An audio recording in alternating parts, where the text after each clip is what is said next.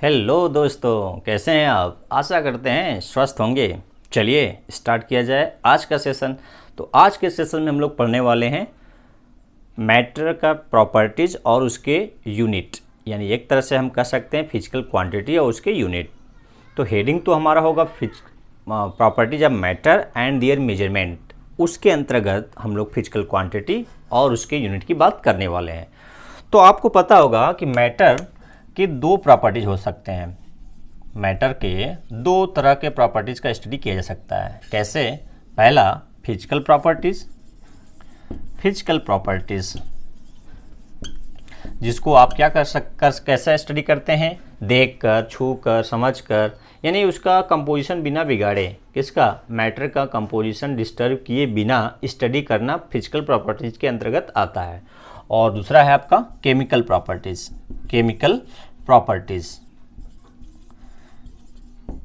इसमें क्या करते हैं कि अब कोई मैटर है, जैसे मान लीजिए HCl है या H2SO4 है, वो कितना तेज से H+ लॉस करेगा, कितना तेजी के साथ मैटर रिएक्ट करेगा, उसकी एसिडिटी ज़्यादा है कि कम है, वो किसी अदर एलिमेंट के साथ कैसे रिएक्ट करता है, इस सब का स्टडी किस में आएगा? केमिकल प्रॉपर्टीज के अंतर्गत।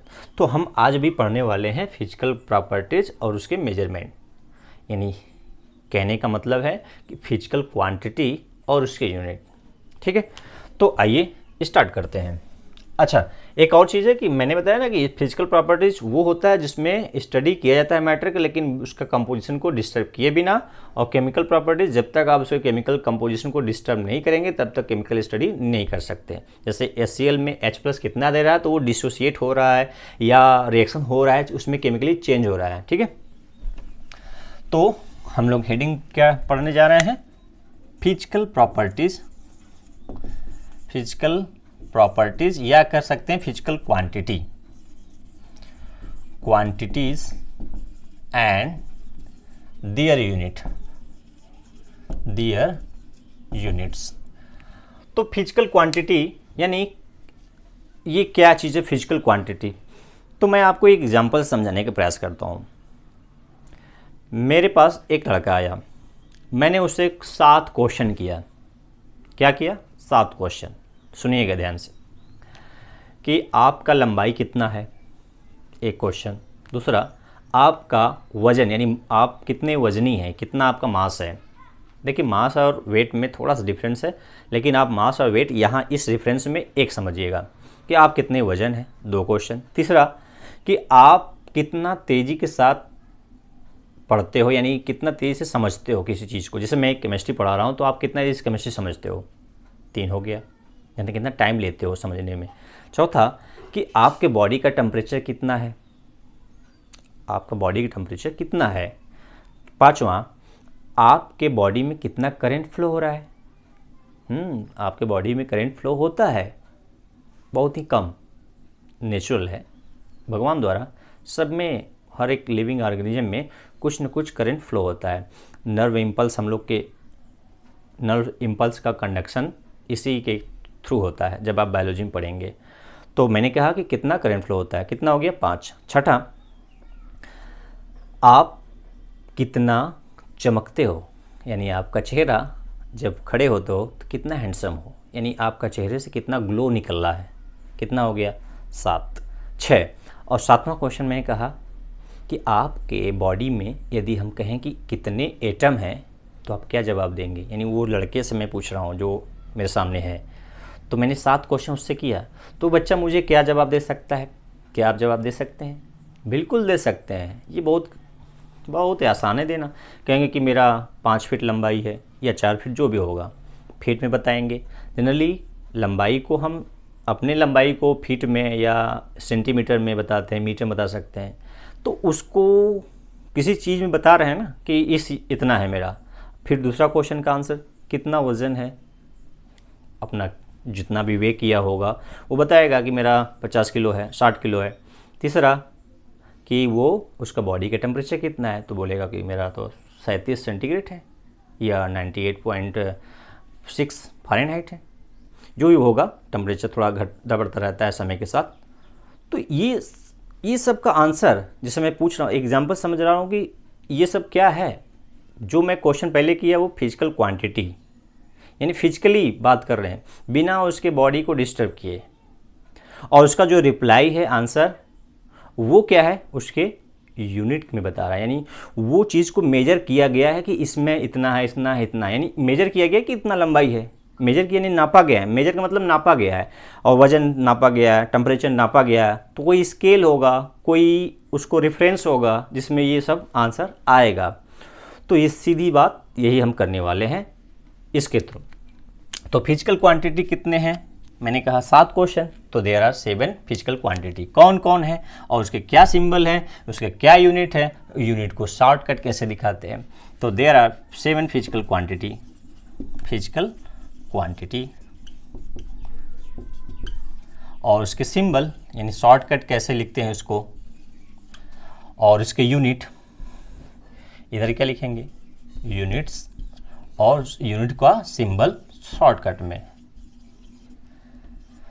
तो फिजिकल क्वांटिटी में पहला क्वेश्चन मैंने क्या कहा, पहला लेंथ, यानी आपकी लंबाई कितनी है, और लेंथ को यदि शॉर्ट कर दिखाना होगा तो किससे दिखाएंगे, स्मॉल एल से, ठीक है,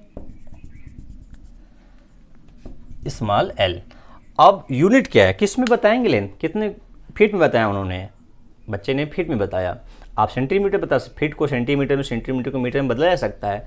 तो लेकिन हमारे जो साइंटिस्ट हैं उन्होंने एक ही यूनिट बताया, मतलब एक यूनिट मतलब सभी लोग एक को माने, जिसे बोलते हैं एसआई यूनिट, इंटरनेशनल सिस्टम, जिसको शॉर्टकट क्या बोलते हैं, एसआई।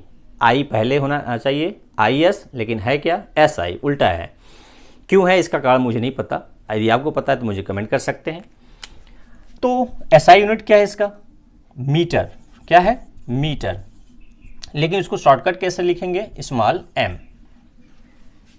दूसरा मैंने क्या क्वेश्चन किया कि आपका वजन यानी मास, तो उन्होंने क्या, किस मास को किस में दिखाते हैं, स्मॉल एम से, मास के लिए सिंबल क्या लेंगे, एम। किस में बताएंगे, वजन किलोग्राम में, किस में, किलोग्राम, ठीक है। अब इसका किलोग्राम का सिंबल क्या है, केजी, मतलब कुछ वजन होगा तो किलोग्राम में, जनरली टन में, कुंतल में ये होता है, लेकिन वो डेरिवेटिव यूनिट्स हैं, या डेरिवेटिव हो सकता है उसका। थर्ड है आपका, मैंने क्या कहा, कितना आप क्या करते हैं, जल्दी केमिस्ट्री सीख जाते हैं, तो टाइम, टाइम कितना जल्दी आप सीख जाते हैं, टाइम, टाइम के लिए स्मॉल टी, सिंबल टाइम का स्मॉल टी।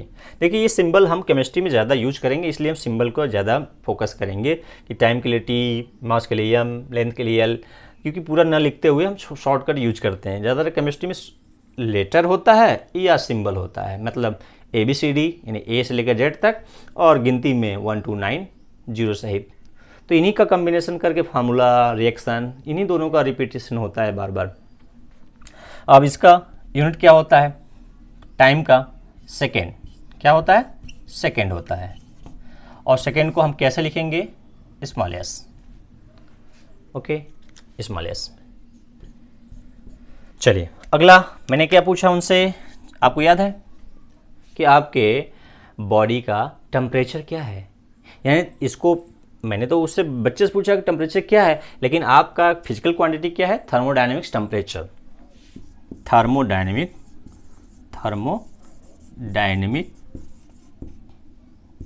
टेम्परेचर,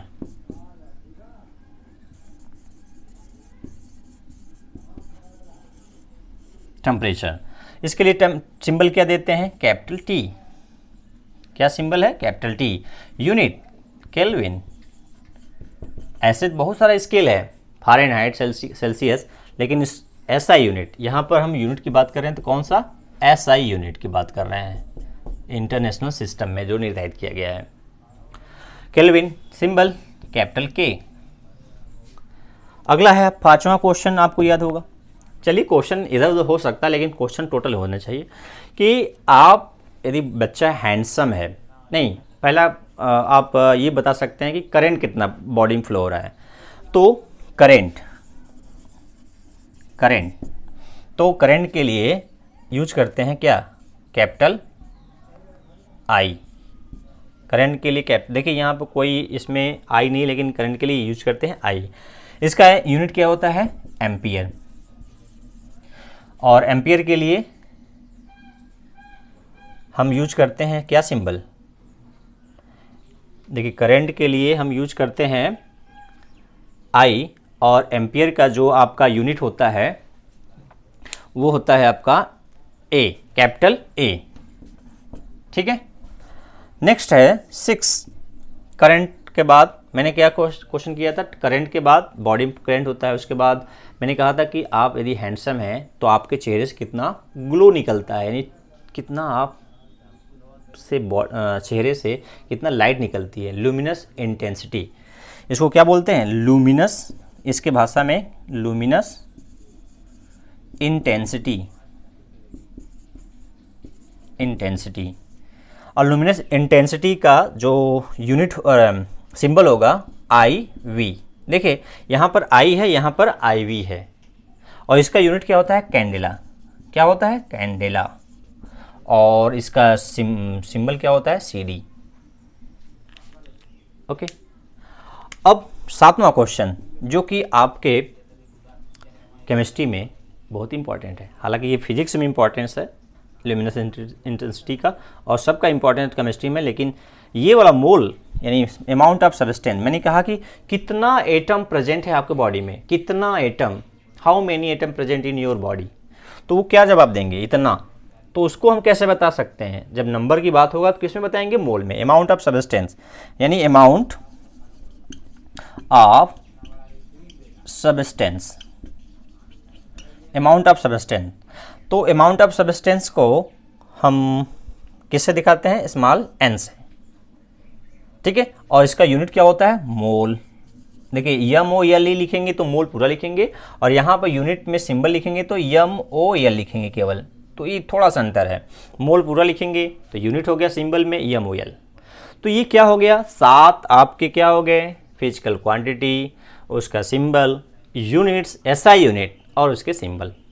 तो आपको समझ में आ गया होगा कि मैं बताना क्या चाहता हूँ, आप समझना क्या चाहते हैं। तो ये हो गए फिजिकल क्वांटिटी और उसके यूनिट्स। क्लियर है। अब आते हैं कि मास और वेट में क्या डिफरेंस है, वॉल्यूम क्या है, टेम्परेचर का स्केल कितने हैं, डेंसिटी क्या होता है, इन सब का थोड़ा सा बेसिक समझ लें, तो क्योंकि बार बार इसमें हमें कैलकुलेशन में ये सब की ज़रूरत पड़ेगी। तो आप घर पर पढ़ रहे होंगे, आप अपना एनसीईआरटी बुक यदि अवेलेबल होगा तो पढ़ रहे होंगे, साइड बुक पढ़ रहे होंगे, नहीं तो यूट्यूब पर बहुत सारे वीडियो हैं देख ही रहे होंगे। तो उसी कड़ी में हम लोग पहुंच चुके हैं, तो आगे भी पढ़ते रहेंगे, कंटिन्यू करते रहेंगे, कोशिश तो हमारी यही है। तो हम क्या पढ़ने जा रहे हैं कि मास क्या होता है, मास और वेट में क्या डिफरेंस है। मास और वेट थोड़ा सा डिफरेंस है, बहुत ज़्यादा नहीं। मास का मतलब है कि amount of substance present in it मतलब किसी सब्सटेंस में, किसी मैटर में कितना अमाउंट उस सब्सटेंस का प्रेजेंट है, उसे क्या बोलते हैं? मास का अध्ययन। मतलब किसी चीज़ में कितना सब्सटेंस प्रेजेंट है, वही उसका क्या है? मास है। Amount of substance present in it known as mass. अब वेट क्या है? The force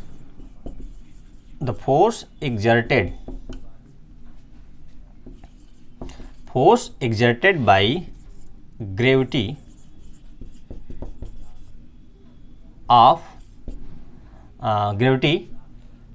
of an object, किसी ऑब्जेक्ट पर कितना ग्रेविटी एग्जर्ट है, यानी एक लाइन बोलिए कि पृथ्वी कितना किसी चीज़ को अपनी तरफ खींच रही है। हालांकि पृथ्वी न होकर कोई भी ग्रह, कोई भी प्लेनेट कितना पावर से, कितना तेज़ी से खींचता है, वही उसका क्या हो जाएगा? वेट हो जाएगा।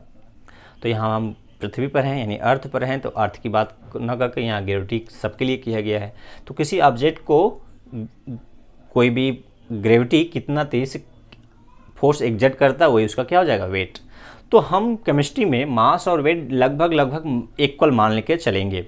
क्योंकि कहीं मोलर मास, मॉलिक्यूलर वेट, ठीक, एटॉमिक वेट, एटॉमिक मास, थोड़ा सा है अंतर। जैसे यहाँ पर है कि amount of substance present in it known as mass of the force exerted by gravity of an object known as weight. ठीक है, तो ये डिफरेंस थोड़ा सा है।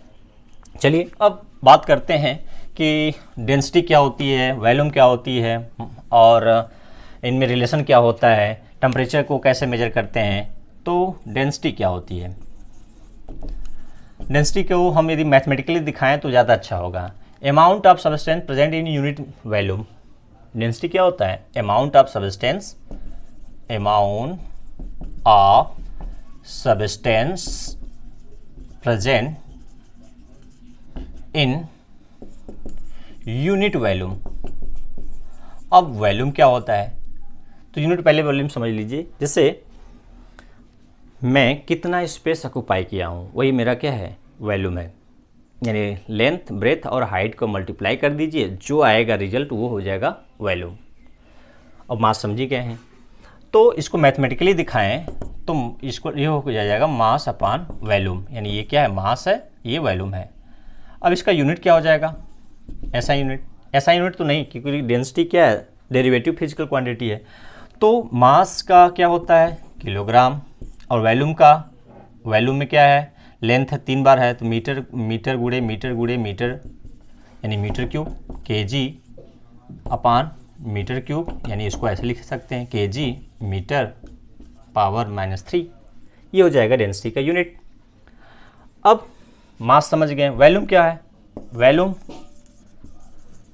यहाँ से निकालना चाहें तब भी बता सकते हैं, क्रॉस मल्टीप्लाई कर दीजिए या क्रॉस कर दीजिए, m/d। ये क्या है? वॉल्यूम है, मास अपॉन डेंसिटी। ये अभी केमिस्ट्री में जो कुछ न्यूमेरिकल होंगे उसमें यूज होगा, इसलिए हम इसको डिस्कस कर रहे हैं। या इसको कह सकते हैं length into height into breadth. ठीक है, तो ये तीनों का मल्टीप्लाई क्या है? वॉल्यूम है। ठीक है, और इसका यूनिट क्या हो जाएगा? Metre cube. अभी यहाँ देखे हैं। चलिए अब टेम्परेचर की बात कर लेते हैं कि टेम्परेचर का क्या यूनिट कैसे मेजर करते हैं, उसके लिए कौन सा स्केल बनाए गए हैं। क्या बात करने जा रहे हैं? टेम्परेचर। टेम्परेचर, ठीक है। तो टेम्परेचर को मेजर करने के लिए हमारे पास 3 स्केल हैं। कौन कौन? पहला है केल्विन, जो एसआई यूनिट है। दूसरा है आपका सेंटीग्रेड। सेंटीग्रेड या कहिए सेल्सियस कहिए, सेंटीग्रेड या सेल्सियस। और तीसरा है फ़ारेनहाइट।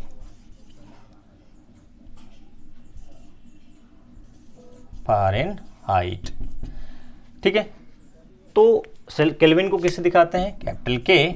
सेल्सियस को ऐसे लिखते हैं, डिग्री सेल्सियस। ठीक है, और फ़ारेनहाइट को कैपिटल एफ से। ये 3 हमारे पास स्केल हैं टेम्परेचर को मेजर करने के लिए। और तीनों में क्या रिलेशन है, क्लास 9th में आप पढ़े हैं, फिर भी इसको एक बार रिवाइज कर लीजिए, क्योंकि बार बार हमें सेंटीग्रेड को केल्विन में, केल्विन को सेंटीग्रेड में बदलने को पड़ता है न्यूमेरिकल में। तो देख लेते हैं केल्विन क्या है। एसआई यूनिट है। सेंटीग्रेड, अच्छा हाँ, इसका जो रेंज होता है कैलिब्रेशन, वो कितना होता है? 273, यानी 0 केल्विन से लेकर इसका होता है 273 तक, 273 तक। यानी आप इसका जो कैलिब्रेशन है 0 केल्विन से नीचे नहीं कर सकते, हमेशा ऊपर कर सकते हैं। यानी 0 से लेकर एबव आप 273, 373 कुछ भी कर सकते हैं। यानी इसका कोई ऊपर वाला नहीं लिमिट है, लेकिन नीचे वाला लिमिट है कि 0 केल्विन के नीचे आप मेजर नहीं कर सकते, लेकिन अपर वाला कुछ भी कर सकते हैं। सेंटीग्रेड का है 0 to 100। ये क्या है? इसका कैलिब्रेशन है, ये कुछ और नहीं, कैलिब्रेशन यानी इसके बीच में नाप सकते हैं। हालांकि इसका माइनस में भी कर सकते हैं, 0 से नीचे भी सेंटीग्रेड में किया जा सकता है। उसके लिए अलग टूल्स होगा, जो आपका थर्मामीटर है उसमें 0 to 100 होता है। इसके लिए 0 से नीचे यानी माइनस में जाने के लिए अलग टूल्स होगा, और आप एबव कुछ भी कर सकते हैं, कितना भी जा सकते हैं मेजर की, जैसे 200 सेंटीग्रेड या 500 सेंटीग्रेड हो सकता है। फ़ारेनहाइट इसका होता है कितना से 32 से लेकर 212 फ़ारेनहाइट, इसका कैलिब्रेशन होता है।